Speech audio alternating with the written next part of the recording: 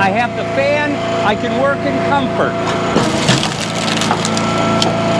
Hi, and welcome to Tony's Cool Tools. If it's your first time, thanks for stopping. So just like the title says, cool tips for hot splits. Today we're going to be talking about how to stay cool in this hot 90-degree weather we're having. In the summer months, I definitely try to schedule splitting early in the morning or way late in the afternoon. But there's times when the only time I have during the day is in the middle of the day or early afternoon, and that's when it's the hottest. I don't know how you folks down south do it when you have this heat all the time. So not only do we have to deal with the 90-degree temperature, but we have to deal with the heat from the engine. And worse than that, we have to stand here in the front with this hydraulic tank with 25 gallons of hydraulic oil, and when that heats up, it's like a radiator, just keeps pushing heat on you the whole time. So naturally, we're trying to find ways to cool ourselves. So today I'm going to show you how I stay cool with my Axis vertical splitter.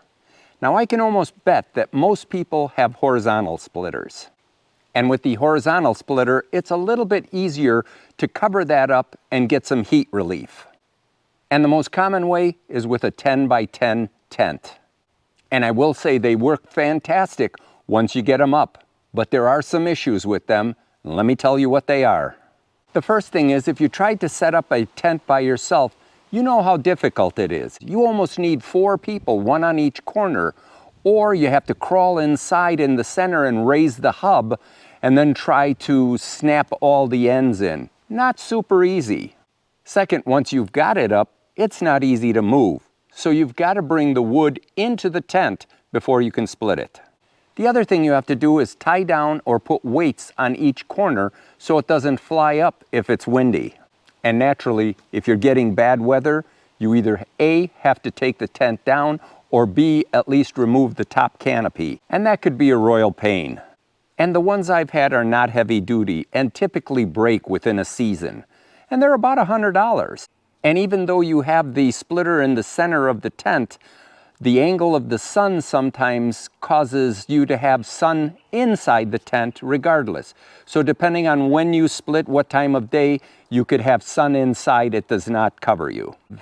And it sure would be nice to have a stationary shed like Dan from Back 40 where you could back your splitter up and split during bad weather or in the winter time or when it's 90 degrees out. But most of us move our splitters around their yards. So the issue that I have with staying shaded and cool with the Easton-made Axis is this sailboat mast that I have up here. The square tents just don't work. They're too short. I can't put them in the center.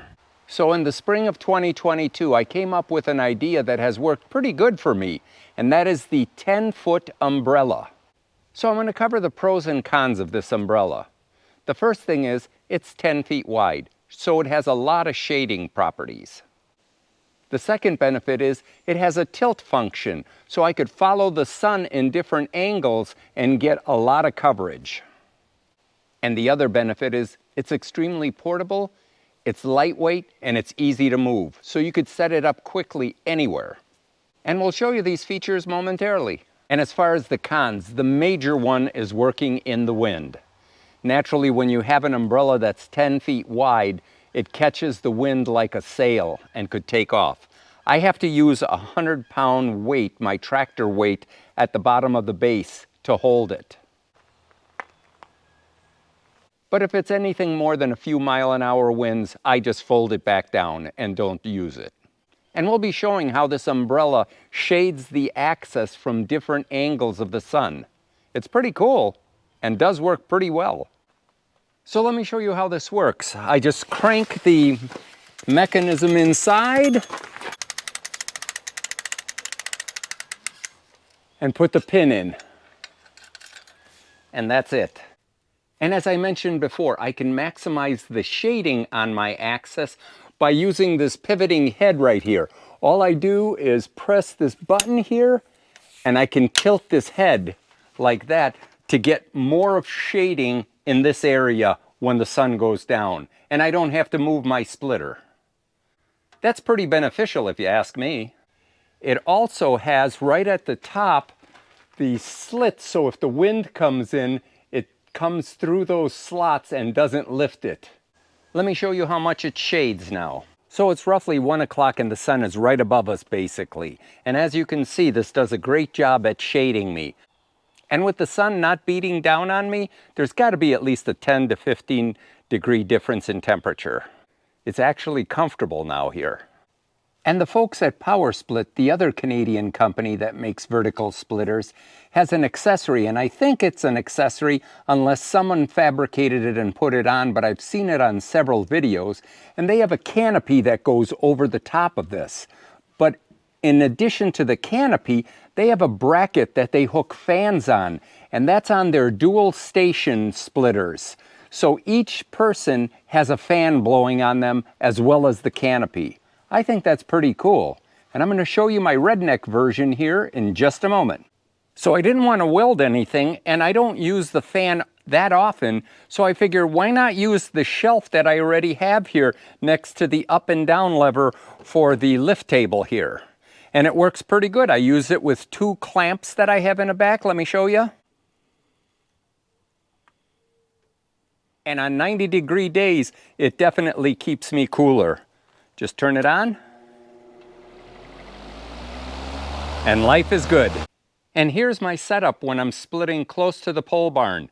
I tilt the umbrella at a certain angle so that I can get maximum shading here. So as you can see, I'm shaded, I have the fan, I can work in comfort.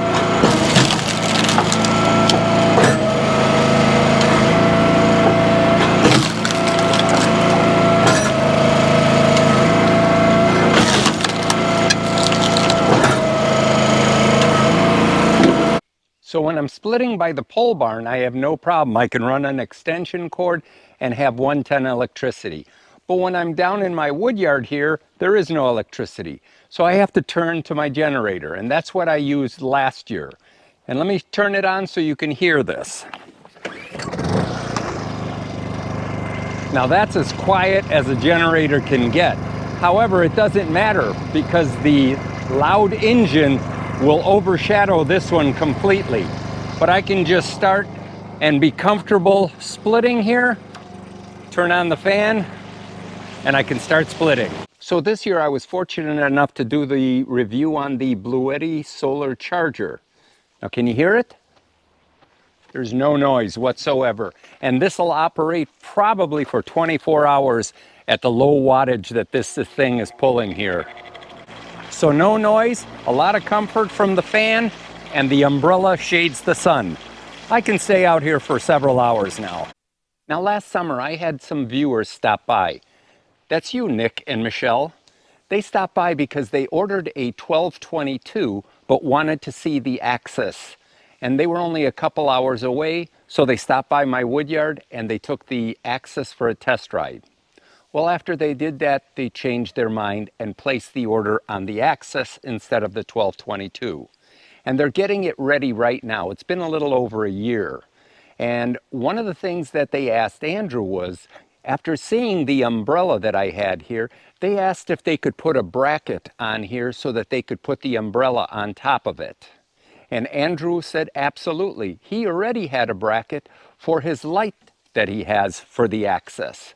So I'll show you that in a picture here in a moment.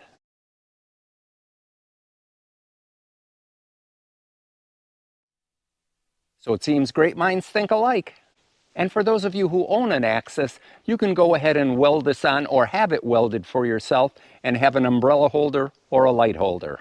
I'll have the link for the umbrella in the info section below. Hopefully you found this video, Cool Tips on Hot Splits, interesting. And if so, please like, share, and subscribe, and give me a thumbs up as well.